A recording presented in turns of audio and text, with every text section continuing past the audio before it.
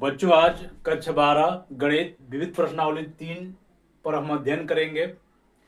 पहला सवाल इसमें दिया गया है कि मान लीजिए कि a बराबर 0 1 0 0 हो तो दिखाइए कि सभी प्राकृत संख्या के लिए a I प्लस b एक घात n बराबर एक घात n I प्लस n एक घात n माइनस 1 ba, जहां I कोटि 2 का तत्समक आव्यूह है।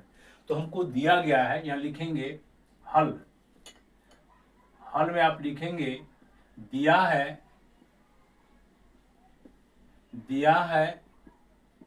a बराबर 0 1 0 0 और I बराबर, यहाँ पर दिया गया कि I जो है 2 कोटि का तत्समक आव्यूह। 2 कोटि का मतलब इसमें पंक्ति भी 2 होगा, स्तंभ भी 2 होगा, यानी 1 0 1 0 ये दिया गया है। और हमको ये सिद्ध करके लाना है।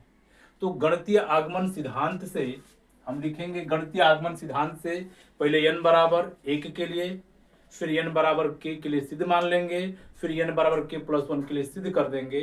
गणितीय आगमन सिद्धांत से इनको दिखा करके सिद्ध करना है। तो यहाँ पर हम लोग लिखेंगे, ये जो कथन दिया गया है इसको मान लेते हैं कि Pn है। तो यहाँ पर लिखा जाएगा a I plus b a का घाते n बराबर एक घाते n I प्लस n एक घाते n माइनस 1 b a। हम ये जो दिया गया इसको एक कथन मान लेते हैं कि ये कथन Pn है, यानी n में यह एक कथन दिया गया है।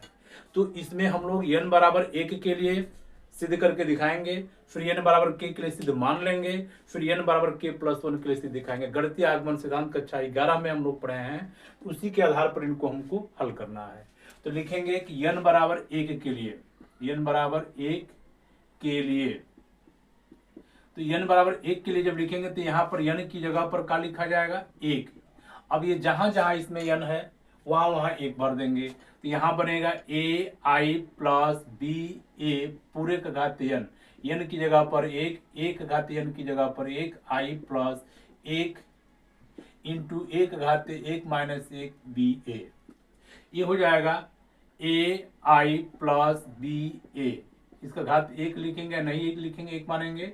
यहाँ पर a I प्लस 1 से गुणा कर लेंगे, 1 का घाते 1 माइनस 1 यानी 1 घाते 0, तो किसी भी संख्या घात 0 का मतलब 1, तो इसका मान 1 हो जाएगा, इसमें गुणा कर लेंगे b a।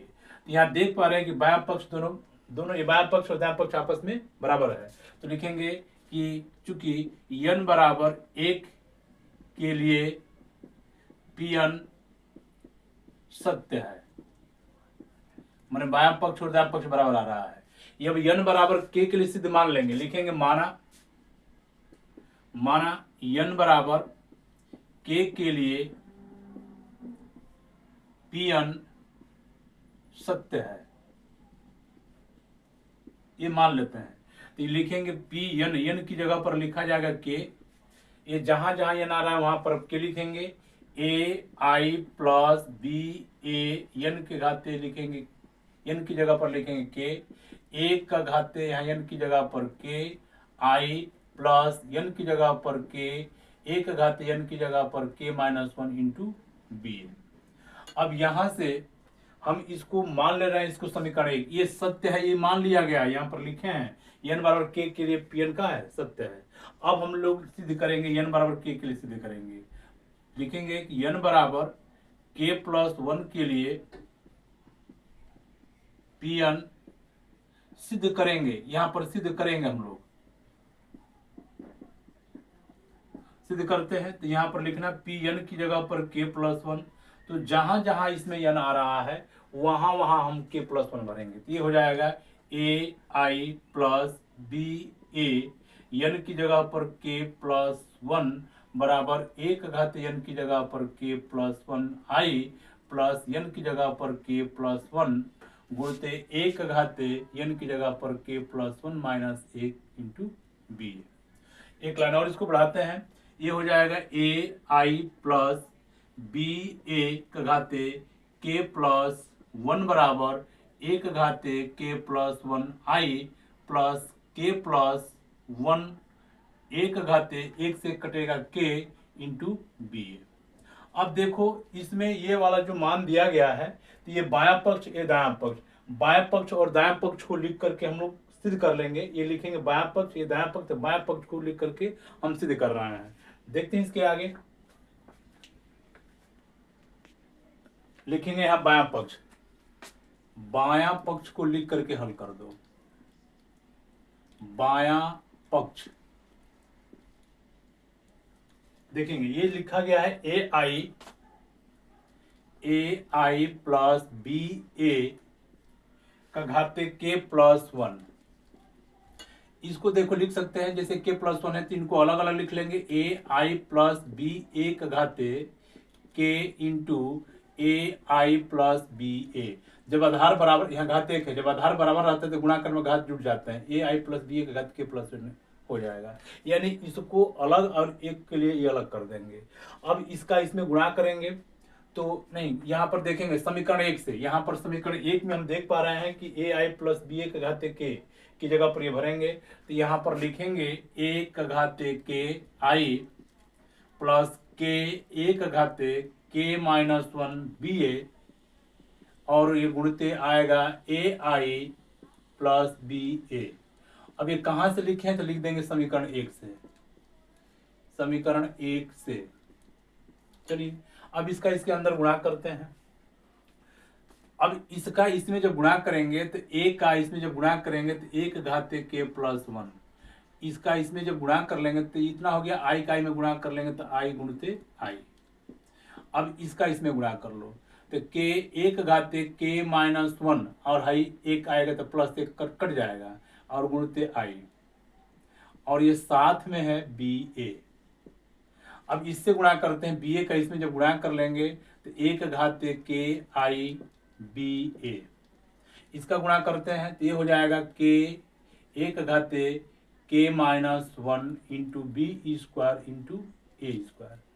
अब इस चीज को हम ध्यान देंगे, आई का आई में यदि गुणा करते हैं तो आई आता है, करके दिखा लेते हैं। यहाँ पर आई का मतलब इकाई तत्समक अवयव, यहाँ पर भी 1 0 0 1। चलो गुणा करते इसका इसमें गुणा कर लेंगे 1, 1 का इसमें गुणा कर लेंगे 0, इसका गुणा कर लेंगे इसमें तो 0। अब देखो इसके प्रत्येक पंक्ति में प्रत्येक स्तंभ से इससे गुणा कर लेंगे 0, इसमें गुणा कर लेंगे 0। अब इसमें करते हैं इससे तो यह हो जाएगा 0, इसका गुणा करते हैं तो ये 0, अब इससे करते हैं तो ये 0 ये 1, तो यहाँ पर मिलेगा यह 1 0 मिल करके 1, ये 0 ये 0 ये 1, यानी कुल मिला करके इसका जब इसमें गुणा करेंगे तो आई आ जाएगा। तो हम इसको डायरेक्ट यहाँ पर लिख सकते हैं, इसका गुणा कर लेंगे तो एक घाते k प्लस 1 इंटू का आ जाएगा आई। अब इसी तरह से यहाँ पर लिख सकते हैं k एक घाते k इंटू बी ए, आई को यहाँ लिख दे रहा है। अब यहाँ से देखेंगे एक घाते k इंटू आई इंटू बी ए प्लस के एक घाते के माइनस 1 इंटू बी का स्क्वायर। ए स्क्वायर को देखते हैं, ए स्क्वायर का मतलब ए का 2 बार गुणा। ए का मान हमको दिया गया है 0, यहाँ 0 यहाँ 0 यहाँ 1, यहाँ पर 0 0 0 1 गुणा कर लेते हैं। इसका इसमें गुणा कर लेंगे 0, इसमें इसका गुणा करते हैं तो 0, फिर इसमें इसका गुणा करते हैं 0, इसमें इसका गुणा करते हैं 0, फिर इसमें इसका गुणा करते हैं 0, इसमें इसका गुणा करते हैं 0, इसका इसमें गुणा करेंगे 0, मतलब कुल मिलाकर के 0 आ जाएगा। तो यहाँ पर हम देख पा रहे हैं कि इसका जब गुणा कर रहे हैं तो 0 आ जा रहा है। ए स्क्वायर का मान कितना है 0, यहाँ 0 0 0 0, तो जब 0 आएगा तो इसका मान 0 हो गया। 0 का इसमें गुणा कर लेंगे तो टोटल 0 हो जाएगा, ये टोटल मान 0 हो जाएगा, इसको हम छोड़ दे रहे हैं। यहाँ पर देखेंगे किसी भी बहुपद में जब इसका हम गुणा करते हैं तो इसको लिखते हैं एक घाते k प्लस 1 इंटू आई प्लस ये k एक घाते k इंटू बी, ए आई का गुणा कर लेंगे तो कितना आ जाएगा a।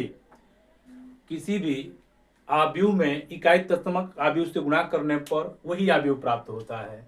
यहाँ बनेगा एक घाते k इंटू बी इंटू ए आई।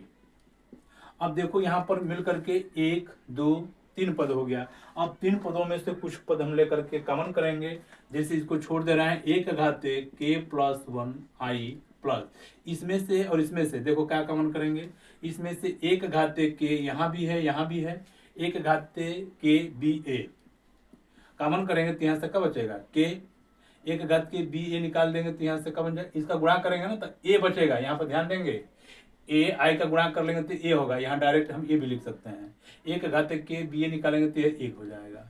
तो यहाँ पर देख पा रहे हैं कि यही दायां पक्ष है। यहाँ पर देखेंगे एक घात के प्लस वन आई प्लस के प्लस वन एक घात के बी ए, ये लिखेंगे दायां पक्ष, दायां पक्ष। अतः दिया गया कथन, दिया गया कथन, कथन कौन माने थे, पीएन, गणितीय आगमन सिद्धांत से, गणितीय आगमन सिद्धांत से सत्य है। यही करके हमको दिखाना था। चलिए हम दूसरा सवाल देखते हैं इसका। दूसरा दिया गया है कि यदि ए बराबर एक एक एक एक एक एक एक एक एक तो सिद्ध कीजिए कि एक घात n बराबर इतना। तो हम इसको मान रहे हैं कि जो दिया गया है कथन pn है, यहाँ लिखे हैं माना pn बराबर एक घात n, तीन का घात n माइनस वन, तीन का घात n माइनस वन, तीन का घात n माइनस वन, यहाँ तीन का घात n माइनस वन, तीन का घात n माइनस वन, तीन का घात n माइनस वन, और यहाँ से ये तीन का घात n माइनस वन, तीन का घात n माइनस वन, तीन का घात n माइनस वन। तो ये जो कथन आपको दिया गया है, हम इसको गणितीय आगमन सिद्धांत से हल करेंगे। पहले n बराबर एक के लिए सिद्ध करेंगे, फिर n बराबर k के लिए सिद्ध मान लेंगे, पुनः n बराबर k प्लस वन के लिए सिद्ध करेंगे, तो गणितीय आगमन सिद्धांत से ये सिद्ध हो जाएगा। तो इसी विधि से इसको हम करते हैं। हम इसको लिखेंगे, इस Pn को n बराबर एक के लिए सिद्ध करेंगे, लिखेंगे कि n बराबर एक के लिए। अब यहां पर लिखते हैं Pn, Pn n ये कथन है, मैंने इसी कथन को Pn माने हैं। यहाँ n की जगह पर एक लिखेंगे, जहां जहां n होगा वहां वहां एक लिख दो। तीन के घात n की जगह पर एक माइनस एक, तीन के घात यहाँ एक माइनस एक, एक माइनस एक, एक माइनस एक, एक माइनस एक, एक माइनस एक, एक माइनस एक, एक माइनस एक, एक माइनस एक। तो यहाँ पर देख पा रहे हैं कि यह एक घाते एक मतलब एक हो जाएगा, और ये तीन के घाते शून्य हो जाएगा, ये तीन के घाते शून्य, ये तीन के घाते शून्य, तीन के घाते शून्य, तीन के घाते शून्य, तीन के घाते शून्य, तीन के घाते शून्य, तीन के घाते शून्य, तीन के घाते शून्य। और किसी भी संख्या का घात शून्य का मतलब होता है एक। तो यहाँ लिखेंगे a बराबर एक एक एक एक एक एक एक एक एक। तो यहाँ देख पा रहे हैं कि a बराबर इतना आ गया, और यही हमको सिद्ध करना है। तो लिखेंगे कि अतः n बराबर एक के लिए कथन Pn सत्य है। अब n बराबर k के लिए मान लेंगे कि सत्य है। यहां लिखेंगे, माना n बराबर k के लिए कथन Pn सत्य है।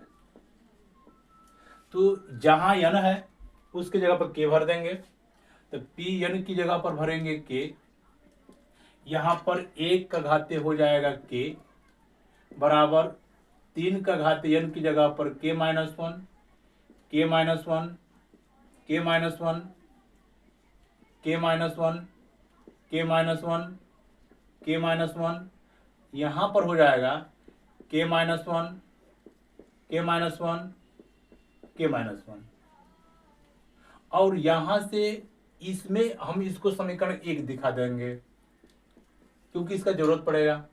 अब ये तो मान हम लोगों का n बराबर k के लिए सिद्ध हो गया, मान लिए हैं इसको। अब लिखेंगे n बराबर k के लिए सिद्ध करेंगे, n बराबर k प्लस वन के लिए Pn सिद्ध करेंगे,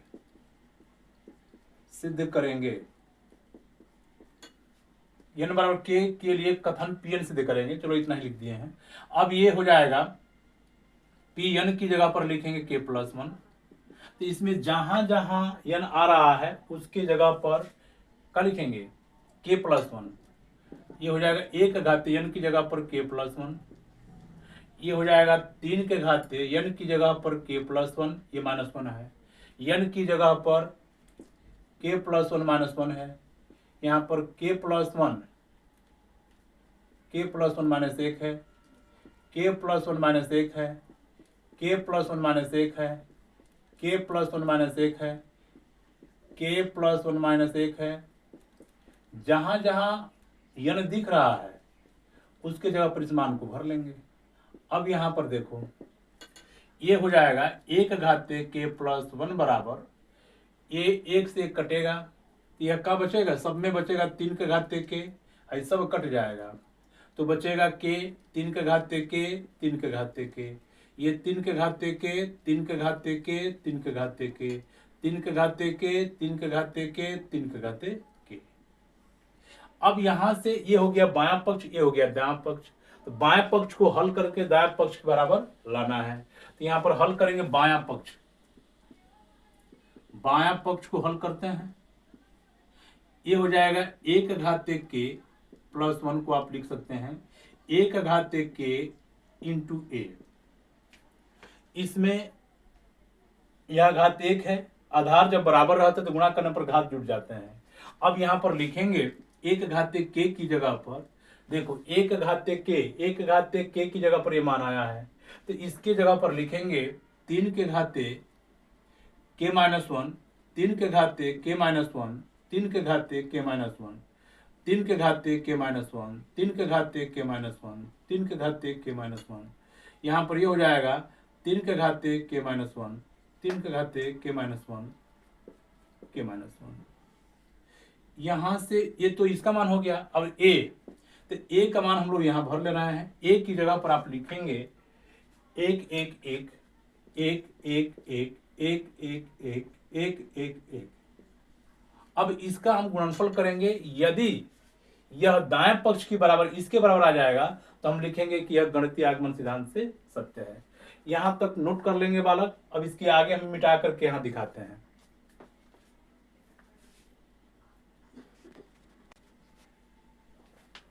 इसको मिटा ले रहे हैं। यहां पर इसका गुणनफल करना है तो हम डायरेक्ट गुणनफल करते हैं। यहाँ पर लिखेंगे, देखेंगे इसके प्रत्येक पंक्ति में प्रत्येक स्तंभ से गुणा करो। 1 का इसमें गुणा करेंगे तो ये 3 के घाते k माइनस 1 प्लस इससे इसमें गुणा करेंगे तो ये 3 के घाते k माइनस 1, इससे गुणा करेंगे इसमें तो ये 3 के घाते k माइनस 1। इसके प्रत्येक पंक्ति में प्रत्येक स्तंभ से। अब इसमें इससे गुणा करो, इससे भी गुणा करेंगे तो वही आ जाएगा 3 के घाते k माइनस 1, 3 के घाते k माइनस 1, 3 के घाते k माइनस 1। अब फिर इसमें इससे करेंगे तो ये भी इतना ही आ जाएगा 3 के घाते k माइनस 1, 3 के घाते k माइनस 1, 3 के घाते k माइनस 1। फिर इस पंक्ति में इससे गुणा करेंगे तो ये भी उतना ही आ जाएगा 3 प्लस 3 के घाते k माइनस 1, ये k माइनस 1, k माइनस 1, ये आ जाएगा 3 के घाते k माइनस 1, 3 के घाते k माइनस 1, ये 3 के घाते k माइनस 1। फिर इसको थोड़ा सा नजदीक नजदीक कर दे रहा है, ये बड़ा हो जाएगा। ये हो जाएगा 3 के घाते k माइनस 1 प्लस 3 के घाते k माइनस 1 प्लस 3 के घाते k माइनस 1, और एक बड़ा आया था 3 के घाते k माइनस 1, 3 के घाते k माइनस 1, 3 के घाते k माइनस 1। अब ये आ जाएगा 3 के घाते k माइनस 1, 3 के घाते k माइनस 1, 3 के घाते k माइनस 1। अब इसमें अब इससे करेंगे तो ये इतना ही आ जाएगा 3 के घाते k माइनस 1, 3 के घाते k माइनस 1, 3 के घाते k माइनस 1। फिर यहाँ आ जाएगा दूसरे के वाले में भी उतना ही आएगा। देखेंगे ये गुणनफल हम लोग पीछे पढ़े हैं, इसी तरह से डायरेक्ट आप गुणा करके लिख भी सकते हैं। अब इसको जोड़ लो, यह 1 2 3 बार है, ये 3 बार है, तो इनको आप लिखेंगे 3 गुणिते 3 के घाते k माइनस 1। यहाँ पर भी 3 बार है तो 3 गुणिते k के घाते k माइनस 1। ये हो जाएगा 3 गुणिते k के घाते k माइनस 1, 3 गुणिते 3 के घाते k माइनस 1, ये 3 गुणिते 3 के घाते k माइनस 1, ये गुणिते है। ये सब में वही मान आ जाएगा 3 गुणिते 3 के घाते k माइनस 1, 3 गुणिते 3 के घाते k माइनस 1, 3 गुणिते 3 के घाते k माइनस 1, ये 3 गुणिते 3 के घाते k माइनस 1, 3 गुणित 3 का घाते के -1, 3 गुणित 3 का घाते के -1। अब ध्यान दो, यहाँ पर जब आधार बराबर रहता है तो गुणा करने पर घात जुट जाते हैं। यहाँ घात 1 है, आधार बराबर है, तो ये 1 और 1 कट जाएगा, तो यहाँ पर कुल मिलकर के कितना आ जाएगा? 3 के घाते के आ जाएगा, यहाँ भी 3 के घाते के आ जाएगा, यहाँ भी 3 के घाते के आ जाएगा, ये सब उतना ही आ जाएगा। ये 3 के घाते के, ये भी 3 के घाते के, ये भी 3 के घाते के। तो हम देख पा रहे हैं कि ये जो है दायां पक्ष के बराबर आ गया। तो यहाँ लिख सकते हैं कि ये का है? दायां पक्ष। बायां पक्ष को हल किए और दायां पक्ष के बराबर आ गया। अतः लिखेंगे, अतः दिया गया कथन, नीचे लिखेंगे दिया गया कथन गणितीय आगमन सिद्धांत से, गणितीय आगमन सिद्धांत से सत्य है। अतः दिया गया कथन गणितीय आगमन सिद्धांत से सत्य है। ये दूसरा हो गया। तीसरा देखते हैं, दिया है ये बराबर इतना, तो सिद्ध करना है कि इतना बराबर इतना। हमको दिया गया है ये बराबर 3 ऋण 4 1 - 1। तो मान लेते हैं कि जो कथन दिया गया है इसको Pn, तो लिखेंगे माना Pn बराबर, इस कथन को Pn मान ले रहे हैं, 1 घाते n 1 + 2n ये -4n ये n 1 - 2n। अब यहाँ पर हम गणितीय आगमन सिद्धांत से सिद्ध करेंगे कि n बराबर 1 के लिए, फिर n बराबर k के लिए सिद्ध मान लेंगे, फिर n बराबर k + 1 के लिए सिद्ध करेंगे। तो लिखेंगे n बराबर 1 के लिए, n बराबर 1 के लिए सिद्ध करते हैं Pn, n की जगह पर 1। अब यहाँ पर n की जगह पर जहां जहां n है वहां वहां 1 लिख लेंगे। ये हो जाएगा 1 + 2n की जगह पर 1, n की जगह पर 1, n की जगह पर 1, n की जगह पर 1। तो ये हो जाएगा a बराबर 2 1 में 2 और 1 3, 4 का 1 में गुणा कर लेंगे -4, यह 1 2 1 में 2 1 में से घटा देंगे तो -1। अब यहाँ पर देख पा रहे हैं कि ये जो है a बराबर इतना आ गया है। अतः लिखेंगे कि अतः n बराबर 1 के लिए कथन सत्य है। अब यहां पर लिखेंगे n बराबर k के लिए सिद्ध मान लेंगे। यहां लिखा जाएगा माना, चलिए यहां से दिखा देते हैं, लिखेंगे माना n बराबर k के लिए कथन सत्य है, यानी Pn सत्य है। अब n बराबर k के लिए तो जहां जहां n आएगा वहां वहां k रखना है। तो यहाँ लिखेंगे P, n की जगह पर लिख लेंगे k। अब a का घातीय हो जाएगा k, 1 + 2n की जगह पर लिखेंगे k, -4k, ये n की जगह पर k, ये 1 - 2k। अब इसको मान लेते हैं समीकरण 1। अब यहां से n बराबर k के लिए, n बराबर k + 1 के लिए सिद्ध करेंगे। लिखेंगे n बराबर k + 1 के लिए सिद्ध करेंगे। अब लिखेंगे यहां पर Pn की जगह पर k + 1। इस चीज को ध्यान देंगे, पहले n बराबर 1 के लिए सत्य दिखाते हैं, n बराबर k के लिए मान लेते हैं, n बराबर k + 1 के लिए फिर से करके दिखाएंगे। तो यहां पर ये हो जाएगा 1 घाते n की जगह पर k + 1, यहां पर रखना है k + 1, ये हो जाएगा बराबर 1 + 2n, n की जगह पर k + 1, फिर यहाँ पर -4 k की जगह n की जगह पर k + 1, फिर यहाँ पर लिखेंगे n की जगह पर k + 1, फिर यहाँ पर लिखेंगे 1 - 2 n की जगह पर k + 1। अब ये हो जाएगा 1 घाते k + 1, ये हो जाएगा 1 + 2k + 2, ये -4k - 4, ये k + 1, 1 - 2k - 2। यहाँ से 1 घाते के प्लस 1 बराबर ये 1 और 2 मिलकर कितना हो जाएगा 3।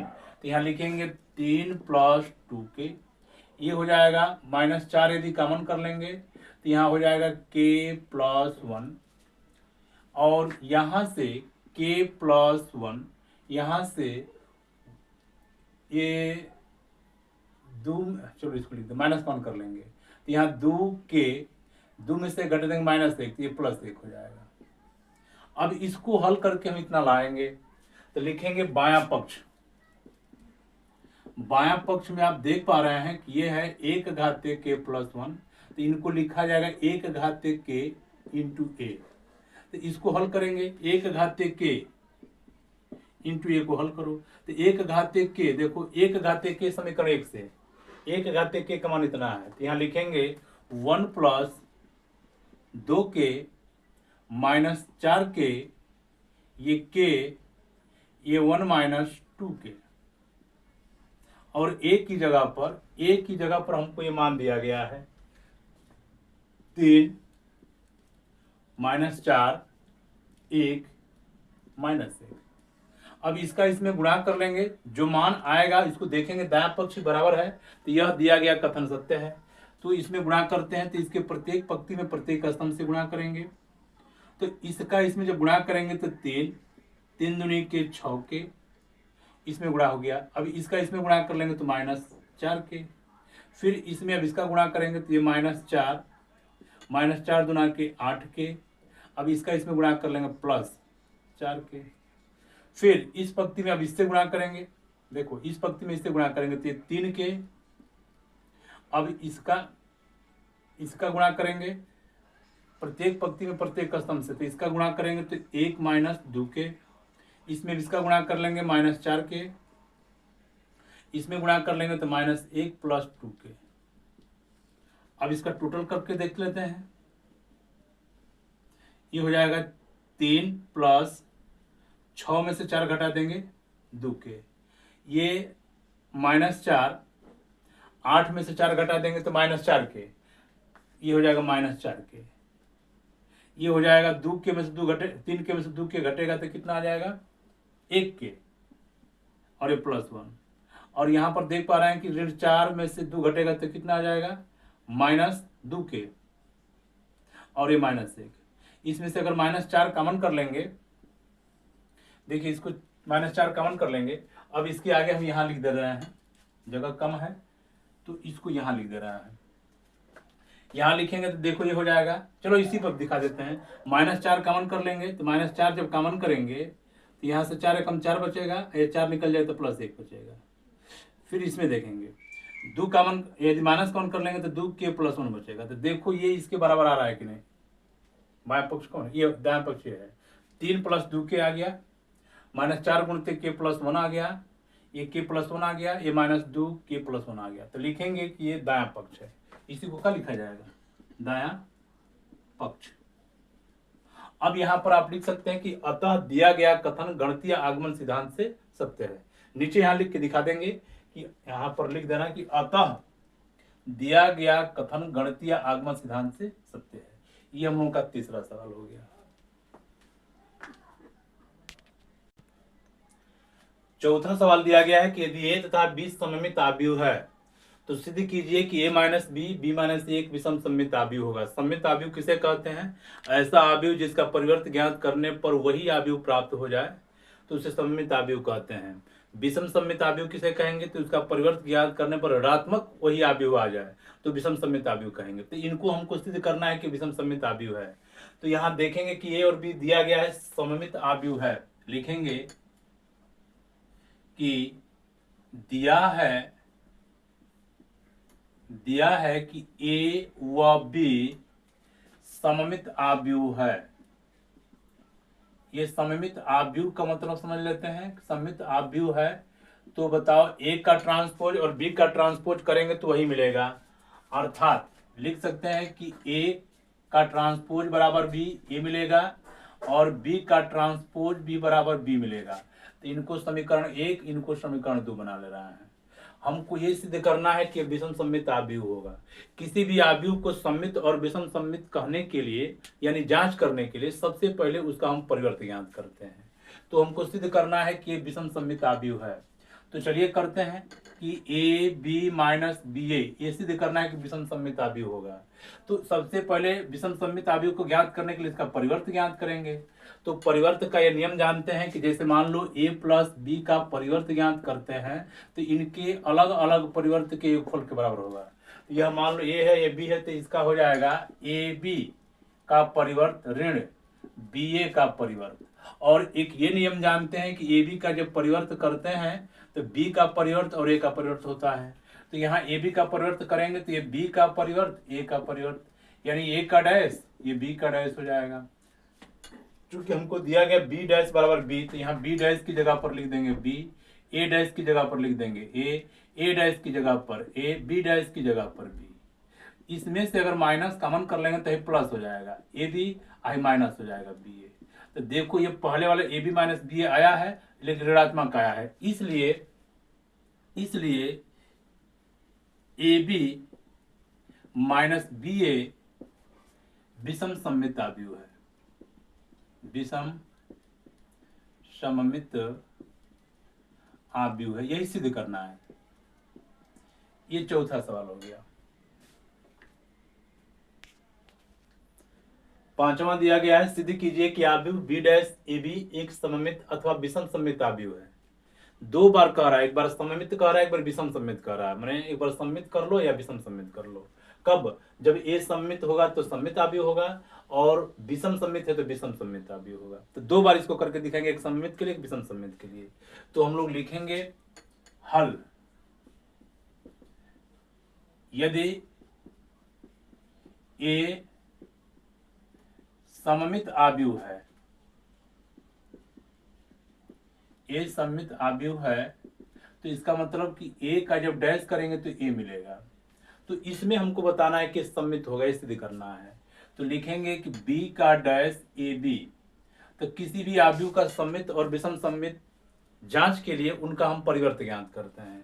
तो इनका भी परिवर्त ज्ञात करेंगे तो ये हो जाता है, देखो गुणनफल में है तो ये हो जाएगा ए बी का परिवर्त इंटू बी डैश का डैश, यानी इसका परिवर्त। इसका जब परिवर्त करते हैं तो ये हो जाएगा बी का परिवर्त ए का परिवर्त, बी के डैश का डैश। जब किसी के परिवर्त का परिवर्त रहता है तो मूल परिवर्त प्राप्त हो जाता है। अब यहां पर देख पाएंगे बी का डैश ए डैश की जगह पर आप लिख देंगे ए। तो देखो ये B dash A B, B dash A B, ये भी प्राप्त हो गया। तो इसका परिवर्त करने पर वही आव्यूह प्राप्त हो गया है, तो इसको क्या बोलेंगे? सममित आव्यूह लिखेंगे। इसलिए बी डैश ए बी एक सममित आव्यूह है, सममित आव्यूह है। अगर इसी को हम विषम सममित मान लें, एक बार इसको यहां कर लेंगे तो दूसरी लाइन में यहां करके दिखाएंगे। यदि ए विषम सममित आव्यूह है, विषम सममित आव्यूह है, ये दिया गया है। विषम सममित आव्यूह के लिए क्या जानते हैं कि ए का डैश करेंगे तो माइनस से आएगा। तो हमको ये सिद्ध करके लाना है कि विषम सममित आव्यूह होगा। तो लिखेंगे कि बी का डैश ए बी, पूरे का डैश करो तो ये हो जाएगा ए बी का डैश फिर बी के डैश का डैश। तो ए बी का डैश करेंगे तो बी का डैश ए का डैश, भाई गुणनफल में है तो पहले इसका आ जाता है। और जब किसी के परिवर्त का परिवर्त करते हैं तो ये बी प्राप्त हो जाता है। अब बी डैश रहने दो, ए डैश की जगह पर देख रहे हैं क्या आ रहा है? माइनस है ए बी, ये हो जाएगा माइनस बी का डैश ए बी। तो देख रहे हैं कि जो मूल आव्यूह है इसका ऋणात्मक आ गया है, अतः यह लिखेंगे अतः बी डैश ए बी एक विषम सममित आव्यूह है। यही सिद्ध करना है, इति सिद्धम यहां लिख देंगे।